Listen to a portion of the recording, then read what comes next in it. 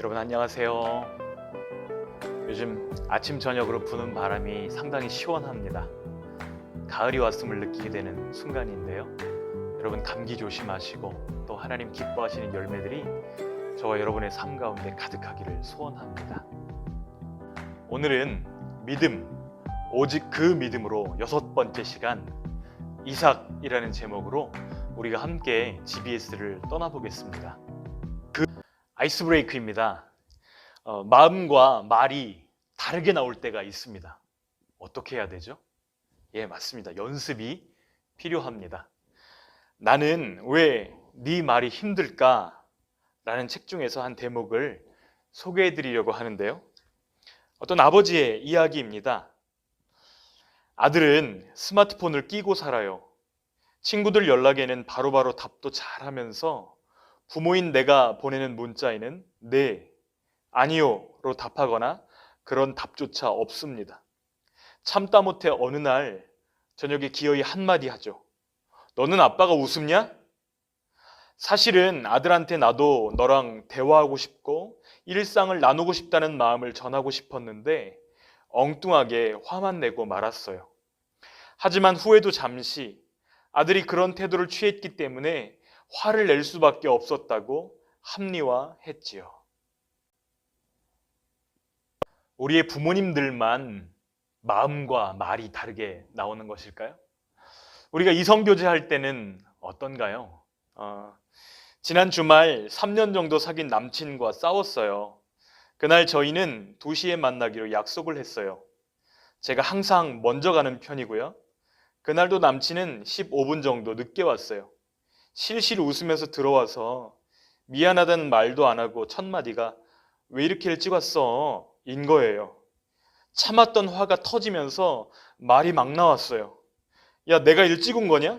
네가 늦게 온 거지. 시간 지키는 건 기본 아니야? 당연한 거 아니냐고. 사실 마음은 그게 아닌데 우리 마음과 말이 다르게 나올 때 우리는 연습이 필요합니다. 바르게 듣고 바르게 말할 수 있는 연습이 필요하다. 이것이 이 책의 핵심 내용이었습니다. 그런데 책을 보면서 한 가지 들었던 생각은 우리 크리스천의 삶도 다르지 않다는 것입니다. 하나님의 음성을 바르게 듣고 그리고 그 하나님의 마음을 바르게 전하는 것, 바르게 말하는 것이 우리의 삶인 것이죠. 하트 질문인데요.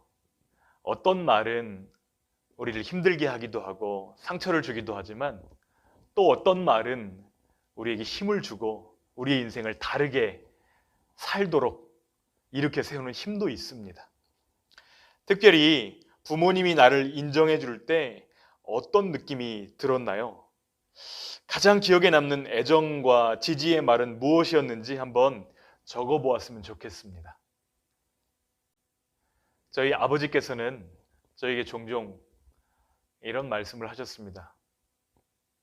장자, 큰아들. 네가 큰아들이니까 아빠가 부재 시에는 네가 가족들을 책임져야 된다. 이런 말씀을 종종 하셨습니다. 그리고 큰아들로서의 저의 그 권위들을 많이 세워주셨습니다. 이런 말들은 저에게 어떤 특별한 책임감들을 형성해 주었습니다. 그래서 가족들에게 어떤 일들이 있거나 특별한 일들이 있을 때 제 마음은 더 특별히 장자의 마음이 되어서 작동하게 되는 것이죠. 헤드 질문입니다. 이삭이 자녀들을 믿음으로 축복했다는 말은 어떤 의미일까요? 우리 창세기 27장 그리고 히브리서 11장 20절을 읽고 함께 대답해 보았으면 좋겠습니다. 먼저 창세기 27장 3절만 한번 읽어볼 텐데요. 27절부터 29절까지의 말씀을 읽어보겠습니다. 그가 가까이 가서 그에게 입맞추니 아버지가 그의 옷에 향취를 맡고 그에게 축복하여 이르되 내 아들의 향취는 여호와께서 복 주신 밭의 향취로다. 하나님은 하늘의 이슬과 땅의 기름짐이며 풍성한 곡식과 포도주를 내게 주시기를 원하노라. 만민이 너를 섬기고 열국이 내게 굴복하리니 내가 형제들의 주가 되고 내 어머니의 아들들이 내게 굴복하며 너를 저주하는 자는 저주를 받고 너를 축복하는 자는 복을 받기를 원하노라. 아멘. 우리 이어서 히브리서 11장 20절 말씀도 함께 읽어보겠습니다. 믿음으로 이삭은 장차 있을 일에 대하여 야곱과 에서에게 축복하였으며, 히브리서의 말씀은 이삭이 야곱과 에서를 축복한 이 행동이 믿음의 행동이었다고 평가합니다. 무엇이죠? 장차 오게 될 일, 하나님의 약속에 대한 믿음이었다고 말씀하고 계시는데요. 이 하나님의 약속은 무엇이죠? 예, 맞습니다. 큰 자가 작은 자를 섬기게 될 것이다. 이러한 약속이죠. 여러분, 이 약속은 어떻게 실현됩니까? 하나님은 야곱의 이름을 이스라엘로 바꿔주셨고, 하나님께서는 이 이스라엘의 후손으로 우리를 구원하실 메시아 예수 그리스도를 보내주시는 것입니다. 출생의 순서보다, 그리고 사회적인 관습보다 훨씬 더 중요한 것이 있는데, 그것이 바로 하나님의 뜻이라고 이야기하는 것입니다. 그래서 내 뜻대로 사는 것이 아니라 하나님, 왕이신 하나님을 인정하고 순종했던 이 이삭의 행동을 믿음의 행동이었다고 칭찬하시는 것입니다. 핸드 질문인데요, 우리에게도 더 중요한 것이 있습니다. 그것은 하나님의 뜻입니다. 왕이신 하나님을 인정하고 순종해야 할 일은 무엇일까요? 우리 하나님께서 우리에게 말씀하실 때에 내 생각과 달라도 믿음으로 순종하는 것, 다시 말해서 왕이신 하나님께서 무엇이라고 말씀하시든지 그 말씀에 나를 맡기는 것, 이것이 중요합니다. 그리고 여러분들도 이러한 은혜를 경험하게 되기를 소원합니다.